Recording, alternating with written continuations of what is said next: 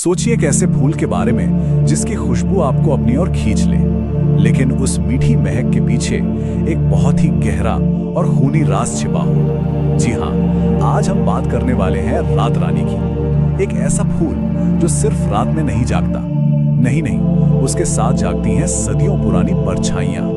अब देखिए, रात रानी को लेकर ना दो बिल्कुल अलग अलग बातें सुनने को मिलती हैं। एक तरफ तो लोग मानते हैं कि ये बहुत पवित्र फूल है, इसे घर में लगाने से पॉजिटिव एनर्जी और शांति आती है। लेकिन दूसरी तरफ कुछ पुरानी कहानियां हैं जो बताती हैं कि ये सिर्फ एक फूल नहीं बल्कि एक श्राप है। एक ऐसा श्राप जो रात होते ही जाग जाता है। जैसे जैसे सूरज ढलता है, इसकी महक धीरे धीरे हवा में घुलने लगती है।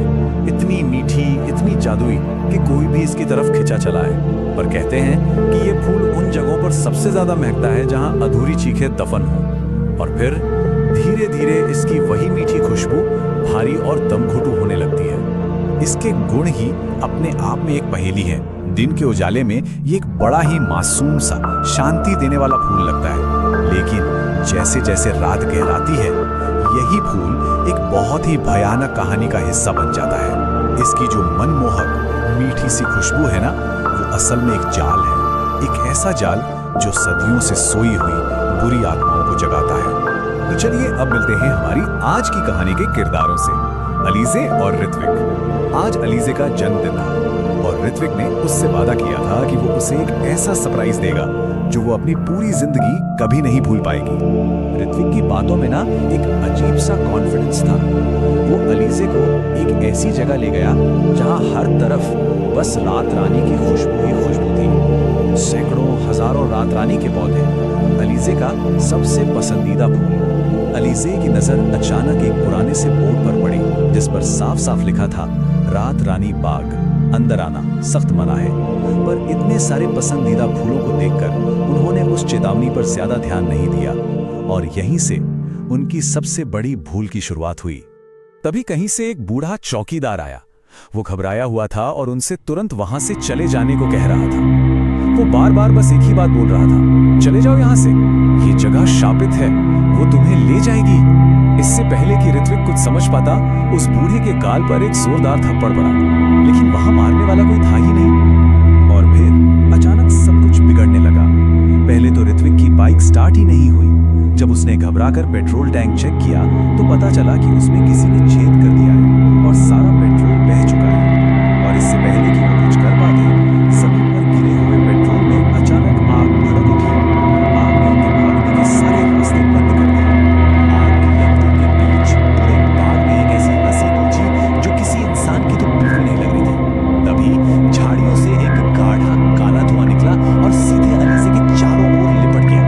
ऋत्विक चिल्लाता रहा पर आग की वजह से कुछ कर नहीं पाया और वो धुआं अलीज़े को घसीटता हुआ अंधेरे में ले गया। ऋत्विक पागलों की तरह अलीज़े को आवाज दे रहा था।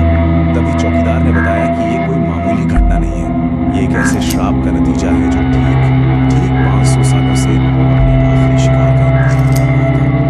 अब चौकीदार ने वो कहानी सुनानी शुरू की जो आज से 500 साल पहले भावनगर नाम की एक रियासत में शुरू हुई थी।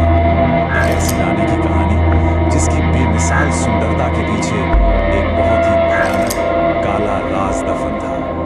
देखिए, राजा रंजय सिंह अपनी प्रजा से बहुत प्यार करते थे, लेकिन उनकी पत्नी रानी मृणाली ने तो सिर्फ एक ही चीज से प्यार था, अपनी खूबसूरती।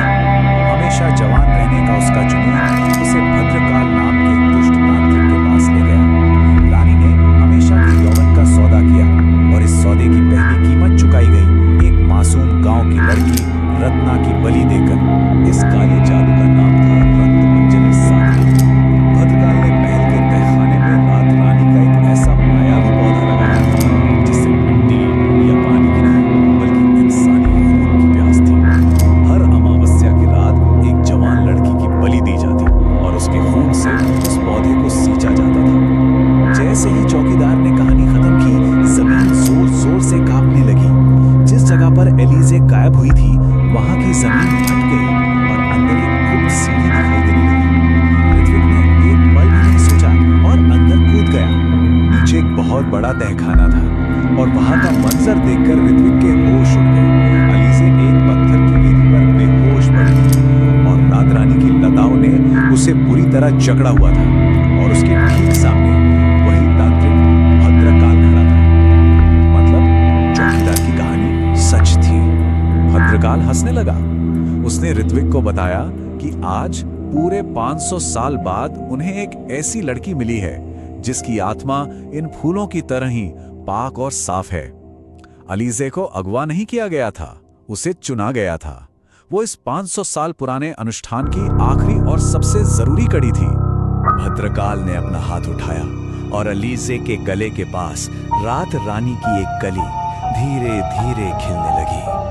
वो कली सफेद से गहरी लाल होती जा रही थी। ऐसा लग रहा था जैसे वो अलीज़े की जिंदगी का सारा रस खींच रही हो। ऋत्विक चीखता रहा, चिल्लाता रहा, पर वो पूरी तरह बेबस था। अचानक पूरे तहखाने में एक तेज रोशनी हुई। जब रोशनी कम हुई तो वहां ना तो वो तांत्रिक था और ना ही रानी का कोई साया। वहां सिर्फ ऋत्विक अकेला था और उसके सामने अलीज़े का बेजान शरीर। ऋत्विक भागकर उसके पास गया, उसे हिलाया। अलीज़े उठो। अलीज़े की आंखें खुली, पर वो आंखें उसकी नहीं थी। उसकी आंखों की पुतलियां बिल्कुल रात रानी के फूलों की तरह भूतिया सफेद हो चुकी थी। वो धीरे से मुस्कुराई, पर वो मुस्कान अलीज़े की थी ही नहीं। वो उस रानी की थी जिसने अब अलीज़े के शरीर पर कब्जा कर लिया था।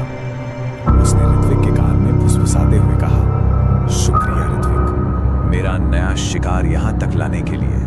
और इसी के साथ रानी मृणालिनी की आत्मा आजाद हो चुकी थी। उसे एक नया शरीर जो मिल गया था। इससे पहले कि ऋत्विक कुछ कर पाता, अलीज़े का शरीर धुएं में तब्दील हो गया और हवा में बस रात रानी की वही मीठी लेकिन जानलेवा खुशबू बाकी रह गई। अलीज़े हमेशा हमेशा के लिए उस साधना की भेंट चढ़ चुकी थी। और ऋत्विक कहते हैं कि वो आज भी उस शापित रात रानी बाग के चक्कर काटता है, एक पागल की तरह, बस इसी उम्मीद में कि शायद किसी रात उन फूलों से उसकी अलीज़े वापस लौट आएगी। ये कहानी हमें एक बहुत ही परेशान करने वाले सवाल के साथ छोड़ जाती है।